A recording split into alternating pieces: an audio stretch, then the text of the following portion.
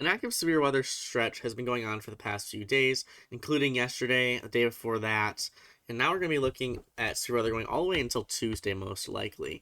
So this week of severe weather has been very active, and again, I'm going to be looking at the meteorology of these events, as well as what the risks are and might be in these future setups. First of all, I want to introduce our risk areas. Here is our day one severe weather risk. This is portions of Texas. Dallas, especially, is within basically the center of this risk. Portions of southern Oklahoma, Arkansas, and a little bit of Louisiana, as well as a larger level 2 out of 5 slight risk. You'll notice level 3 out of 5 here over Texas and Oklahoma. Our hazards here are mainly hail. You can see we have all four of our little risks areas here. Let me open this new tab. Here's our on tornado risk first. You'll see again pretty large 5% risk here. Again, remember that our climatological average chance of getting hit by tornado here is usually about 1% in May for Oklahoma, so you're about 5 times your normal risk. Again, hail is saying hail is the main threat. You see a possibility of damaging wind here as well, with 30% hatched region out here in the eastern portions of the enhanced risk. And we have a large, very large hatch risk here for hail. So significant hail, likely up to more than 2 inches in diameter. So hail is definitely a main threat with this setup as well.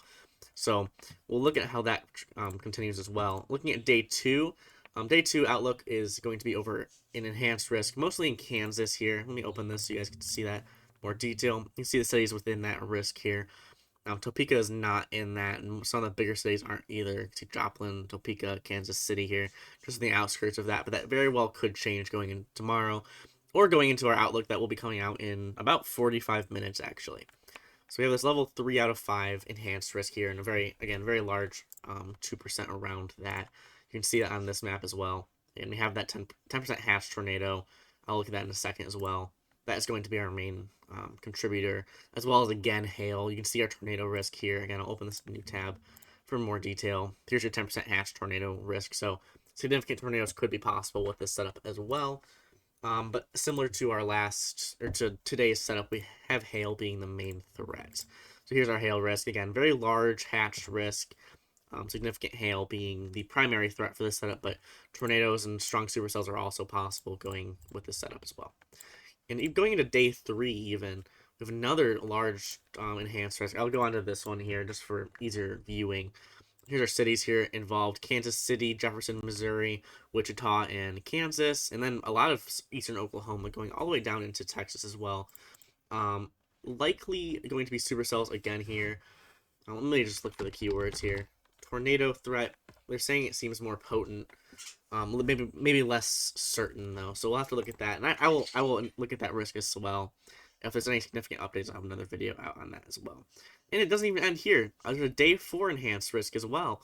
This one's over Mississippi, Alabama, and Tennessee, but the slight risk even stretches into southern Illinois, Indiana, down into Louisiana. You can see right here, again, a very large area being impacted for severe weather within the next few days.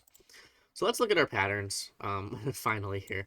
I'm going to use our GFS ensemble just because this is, again, ensemble model. If you remember what that is, that's when you have multiple different runs. Actually, I can show you here. We have 20 different ensemble members. This is like any other weather model that we have, and these are all kind of compiled and averaged out. So when we see these strong signals like we're seeing here, this means that, this is initialization, so the models are certainly agreeing. And this is a few hours, basically a day after initialization. Again, the models are going to agree on that. And within the next few days, the models do have this strong agreement here. This isn't a Tuesday, so this little loop that I just went through, this is all of our severe weather, and you can see why. Going into day 1 here today, you can see this kind of little kind of shortwave belt of more enhanced flow out ahead of a stronger trough here. You can see it right here as well. And that's going to be our main forcing for today most likely, as well as going forward into tomorrow. That's our day 2 outlook. This was the one over. I'll probably combine these again. This is our day 1. That's with that belt of enhanced flow right here. Shortwave trough. Here's day 2. If you look at day 2 again, basically where you expect it, you can see it right here in Kansas. Pretty classic looking trough there. Going to day 3, that's again, we still see this trough deepening and basically in a very similar location, off a little bit more to the east being the main impacted area. And then day 4 is going to be this trough ejecting. And you can see in all of these frames here, we keep a bit of that negative till very prominent throughout the time. So Again, going to day one, this little shortwave trough. I'll look at actual models for this in a second, but you can see even here very clearly this is likely a negatively tilted shortwave trough. Going into Sunday, same story here. Very well negatively tilted trough there.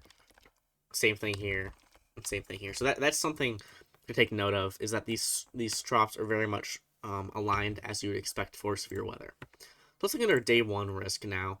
Let's zoom in down here into our Great Lakes, or sorry, Great Plains sector here. 500 millibar won't be the best, but you can see the belt of enhanced flow here. I'm expecting to see a shortwave trough out ahead, but it's possible I'm not going to be seeing that. So I'll have to look in.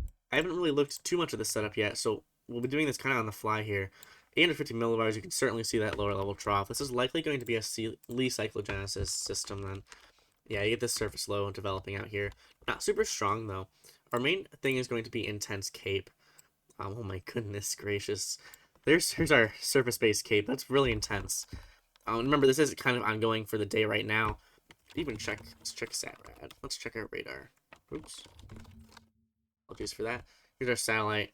I doubt we have any ongoing storms. Doesn't look like that. Here's our kind of region here. We can already see a very large Q field. Kind of a little more cloud streety here, but you have this daylight heating here. Just a very large area of daylight heating going to be going on. And instability is going to be our main threat, but it looks like there's going to be enough lower level instability most likely, especially up here as well. Yeah. Upper level forcing isn't the greatest. You have this 500 millibar forcing, and 250 millibars is also pretty solid. Good wind speeds up here. I'm looking for divergence right here. I'm not seeing any of that. Let's look at our moisture, 850 millibars. That is in play.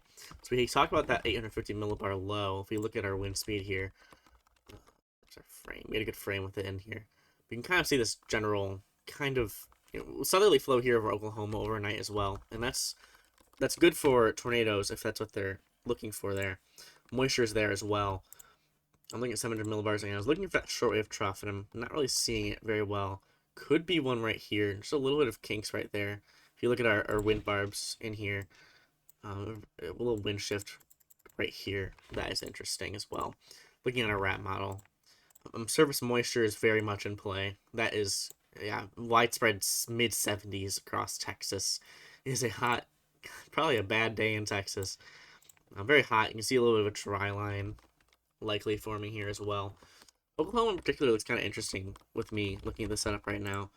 Instability seems to really spike up there in the overnight hours even. Kind of late evening here. That's a lot of surface-based surface-based cape. Even mixed layer cape is really incredible across the whole region. Mass convergence, you can see we had a little convergence along that dry line most likely. Here as well, you can see that. Again, we talked about the dry line a moment ago. You can see the relative humidity really shows this. You have this moist air on one side, and on the other side we have this really dry air. So very stark contrast there. That helps be a forcing boundary for severe weather. Let's look at HRRR, how that handles any precipitation today. Definitely gets formations along that dry line there. I'm looking at our moisture again. Makes sense. Oh, it's a mess. Lifted index is making this look very messy, but you can see where our boundary is. It's really tricky because it's a cam. But when we looked at our RAP model, you can see our dry line was typically right in here. The HRRR is putting convergence along that. Quick storm development, that cape is definitely playing in. You can see where we get that enhanced wind risk up here in Oklahoma later in the evening here as well. Just overall, you can see very intense storms. Looks like the NAM Nest as well. NAM Nest has a similar story, a little bit less storm coverage, but you can still see those storms basically forming along that boundary there. You can see by our simulated infrared satellite, very intense storms as well. I believe HRRR has a similar, it's Echo Tops. Yeah, very intense storms. You can see how high some of these storms are predicted to get. Wow, that one down there, 55,000 feet. So these overshooting tops really showing on the HRRR run. That's the main idea of our setup for today. Let's look at our setup for tomorrow as well. So again, we'll go back up to 500 millibars. Let's get our, we have 15Z? We do have 15Z. Let's use 15Z wrap for this as well. So here's today's setup. Let's look at tomorrow's. This looks a little more typical. Very large trough. I mean, forcing rounding the base of the trough. At 250 millibars. Kind of two jet streaks here, actually, which is kind of interesting. If I had to guess here, this is likely our two jets kind of converging. This looks like our subtropical jet, and this looks like our polar jet. So as this goes on with time, we move forward here, see the development of two separate jet streaks, which is kind of interesting to see on the 250 millibar map. So that's interesting to look at. Down to 500, it looks like they're more combined. Excuse me. In that region there, and you can really see the divergence going on. If you look at relative humidity, this is definitely the region to be looking at. I'm not looking at relative humidity for divergence, but just for the streamlines here. I believe 500 millibars shows this a little better. You can see our winds here, more out of the south. Here, these ones are more out of the west. So you have this area of divergence basically right where our enhanced risk is sitting. I'm looking for short waves at 700 millibars. Let's go forward with time here. I might be a little bit of a short wave right here. You can see the little kinks in the contours. That's interesting. Might be one back in here as well. Yeah, that's definitely a short wave right there. So short wave trough helping to initiate storms, looks like, as well. Moisture does not seem to be a problem. Here's our 850 millibar moisture being basically jetted up from our moisture today.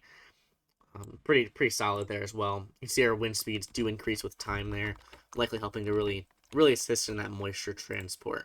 That'll really help to help these storms to ingest good moisture for what they need. And likely another dry line setup, it looks like here. We're gonna go with CONUS for now, just so we can see the general moisture return. Here's today's setup again, but you start getting the southerlies really across the whole region here. And that is going to aid in moisture transport up here into Kansas. Again, moisture here, you can really see that dry line. Pretty incredible. Here was our risk again. You can see this enhanced risk does get down pretty far, which makes sense based on what we're looking at. This is different. This is a day 3, excuse me. Enhanced risk for day 2 is here, and this is our day 2 enhanced risk here as well. Wouldn't be surprised to see more in Oklahoma as time goes on here, because that area does look pretty good regarding the dry line, but I'd have to look at all the other factors. I think Oklahoma right now, it might get upgraded with our next outlook, which is again in like 30 minutes. So this might become outdated very quickly here, but yeah, even with a short wave trough here, I wouldn't be surprised to see a more enhanced tornado threat down here in Oklahoma. And we saw all the factors really being in play. That a lot of instability. This is surface-based Cape. Mean layer Cape again. You get this instability along the dry line here in Oklahoma. I wouldn't be surprised to see these storms stay very discreet. You can see we have our dry line being really shown by the Cape here. These are storm motion vectors as well. The only question then would be if the storms can get off the dry line and stay discreet. The storm motion doesn't seem to be very impressive here. Let's take a sounding here.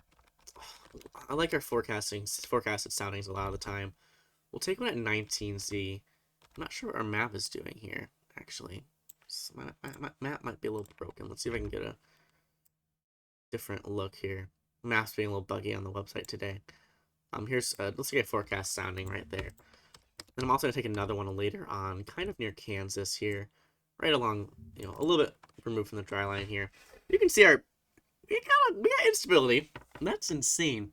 Surface-based Cape on this forecast sounding is nearing 7,000 joules per kilogram, which is a lot.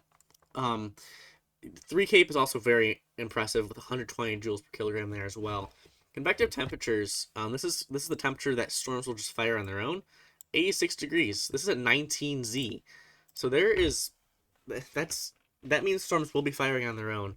Yeah, looking at 19. This is the 19Z sounding right here. I believe it's down there. A lot closer to the dry line, granted, but convective temperature is 86 degrees and the forecast temperature is 85 at that time. I wouldn't be surprised to see storms firing on their own there. Here is our sounding more up near Kansas. You can definitely see our photograph looks a lot better in this one. This one here in Oklahoma does leave a little bit to be desired. Our one in Kansas is just very incredible. Lots of very large moist layer there. A lot of Cape as well.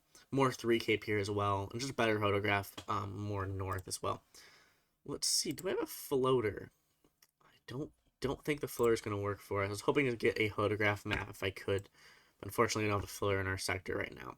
That might change with time. Mass convergence along that boundary. I mean, you can see significant tornado parameter just blows up after night as well. But convergence along that dry line seems very, very intensive throughout the day as well. So, and storms will be firing. There's not really a question about that. Let's look at our NAM. Let's see how the NAM goes with this setup here. And surface-based cape. NAM will always have more cape. Don't forget that. Even here, mixed layer cape is also very impressive. NAM convergence is a little more intense. This is a strange boundary. They seem to have the warm front kind of stalling out even. Kind of a weaker moisture transport on the NAM run. That's interesting here. With kind of the main region not really getting, region instability not even getting into our enhanced risk. So wouldn't be surprised to see this risk kind of migrate a little more south. That could be interesting to look at. But with our soundings and all that, we can really see just again, it's a very impressive hodograph shape. I don't want to take too many soundings. I always do, but I don't mean to do too many this time around. But even here's our sounding from the NAM. And apart from this QT being absolutely ridiculous, you can definitely see this this curvature. Likely, I'm curious how much the cape is being overdone in this setup. It's possible, but there's definitely going to be a lot of instability. There will be plenty for storms. Bulk shear might be a little bit desirable. 39 knots, which is just getting into that supercell area. I believe the Rapid probably has more bulk shear. This is our bulk shear looks like. Not as impressive. I'm wondering if we don't have a good enough lower level jet. That might be part of this. Notice how our lower level jet is more impressive as we get farther north. So this gets more increased in Kansas, and I'm struggling with the sectors here. But in Kansas, you can see we have a lot stronger of that lower level jet, which is not really prevalent down here in Oklahoma. And we know that lower level jet is often one of the main contributors towards severe weather. But you can see it does definitely increase with nighttime. But I'm wondering if our daytime storms are going to be more impressive here in Kansas. That'd be my guess.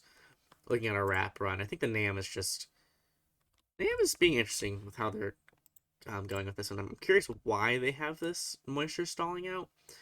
I wouldn't put that much stock into that. I believe this moisture will probably make it further north as the wrap model is showing. So overall, this enhanced risk, I wouldn't be surprised to see it get enlarged, but this tornado risk is certainly there for tomorrow. Let's look at day 3 now. So many severe weather days to look at here. Again, day 3, we have a large scale trough continuing off to the east, kind of meandering off. Should be a very similar setup. We'll have to look at the NAM now. So again, we'll take the NAM with a little bit of a grain of salt, just because of the fact that we saw that weird moisture transport it was doing for tomorrow. So I'm curious if the moisture will likely be higher up if I had to guess. Yeah, here's our NAM. Yeah, moisture here, but you can see how large this warm sector is. It's really incredible. Very large area. Really good moisture quality. 500 millibars. This main jet streak is in this region. Let's look at 700. Do we have any shortwaves? Again, shortwaves are a little bit far out for shortwaves to really be a big impact. Doesn't look like we have any here. 850 millibars moisture. A little bit less impressive on this NAM. That's definitely interesting. But we definitely see this kind of increase with nighttime. Oh yeah, moisture transport seems quite impressive along this boundary here as well. Here's our day 3 outlook again. Ignoring the circle for a second. Day 3 outlook, a large enhanced risk here. Hash swell, likely also due to hail. Yeah. Let's look at the GFS. How does the GFS handle this? Does the GFS give us better moisture transport? Again, looks like moisture definitely stays more confined here towards where our enhanced risk really was. So that's interesting. Might see an enlargement of that enhanced risk as well. I don't want to forecast what's going to happen at the SBC. Instability, GFS is showing a lot of instability here. NAM is obviously going to show instability because NAM often is very bullish on instability. But you can see a very unstable air mass yet again. If we look at theta E here, that's a measure of instability, potential temperature. So it's possible that our wrap model does get out to the morning. Yeah, it looks like our wrap model does get out pretty far, so we can look at that for a little bit too. Very unstable air mass, not surprising. And just, again, very large open warm sector there. Instability forming along that dry line, most likely. Yeah. So it looks like 3 straight days of dry lines here out in the Great Plains. Kind of classic tornado setups here. Very slow moving trough is going to be our main forcing mechanism. That'll really help just have these multiple days of severe weather. Let's take one more sounding. We'll take it right here. Let's see. Let me look for an area of instability. Somewhere along the dry line. Let's take one more north, and we'll take one more south down here near, like, Oklahoma. This is our day 3 soundings, by the way, and these are kind of in the afternoon, about lunchtime here. This is our sounding more up north near Kansas, and instability, not surprising. 3 Cape is also impressive. A little bit of curvature could probably be better for this setup as well, for the setup to fire in terms of storms. The lower level jet is certainly churning, so pretty intense low level jet. Moisture is definitely going to be in the picture. Dry line forcing. All our parameters are there for significant tornadoes. Here's our significant tornado parameter, just to kind of show where they're all really coming together. But it is certainly there along the dry line. Convergence gets increased, especially at night there as well. Probably an uptick at night as well. So very large open warm sector. And then finally, we go over to our day 4 enhanced risk, and that'll be, I believe, somewhere in this vicinity. Let's get our risk here. There's that 30% enhanced risk there.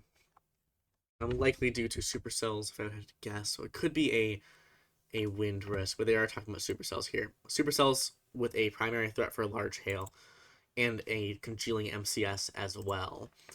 So let's go forward. So NAM instability. Notice how we do get this instability going really far north. We noticed that we did have this pretty large slight risk as well. So we should slow that open warm sector we were talking about and looking at. Very large here as well. They were mentioning supercells with large hail being the main threat. Notice that most unstable cape is more up here, which is interesting. Again, they were talking about hail being the main threat. Wouldn't be surprised with the elevated instability most likely up here. Throw a sounding in for there. Let's move more south. We have that instability along this boundary here, likely a trailing cold front, if I had to guess. Let's look at that as well. Again, a little bit scatterbrained. I do apologize for that, but there's just so much to look at with so little time as well. But this moisture is pretty intense. This looks more like a cold front, kind of a stagnant cold front, forming some storms there. Yeah, here's our sounding from up here near that warm front in southern Illinois. That could be interesting to take a look at. Could be a cold core-esque setup. I doubt we have that colder air. We don't have that colder air in this region at all, but we have seen this before in classic cold core setups where we get that warm front and you get convergence along that warm front. You stretch lower level instability. In this case, we have 261 3 Cape. Again, likely the NAM being extreme, but even then, there's definitely a lower level instability component to this. You get that forcing and you get that slow storm motion vectors as well. That can sometimes lead to tornadoes along that warm front. So I'll keep an eye out for that as well. And looking down here, again, likely more of an MCS setup, but large hail being the primary threat just due to the large instability. So thank you for going with me on this severe weather marathon here. I'll hopefully have another video out when we get closer to the days. But the main threats is going to be hail for the next 4 days down here. There's just so much instability. And we're getting into that May period where you get that really warm, lots of cape going on. And instability is going to be the main thing driving these. Noticing just the shape of this hatched region really shows it really well. Just the fact that it is such a broad area for hatched severe weather, likely due to hail. Mentioned here as well, likely due to hail. Tornadoes are just going to be a possibility as well, though. I mean, when you get supercells, you often can get tornadoes. They go hand in hand. It also depends. Hail and tornadoes don't always go hand in hand, but in our case here, they will. The main thing that might inhibit tornadoes in the next few days is going to be, honestly, just how strong the instability might be. That can lead to really strong downdrafts, which can end up leading to more linear modes. So we'll have to watch those storm motion vectors. But for the most part, especially for the first 3 days, these are all dry line setups, and that leads to a lot more of a discrete storm mode. So you could get these really discrete hailstorms and possibly tornado producing supercells for the next few days. So with that, I'm going to call the video here. Again, thank you for watching and going with me on this large severe weather marathon, as I said. Any questions on that setup, please let me know in the comments. I'd be happy to answer, or any feedback as well. But with that, I have to say thank you for watching, and I'll see you all next time.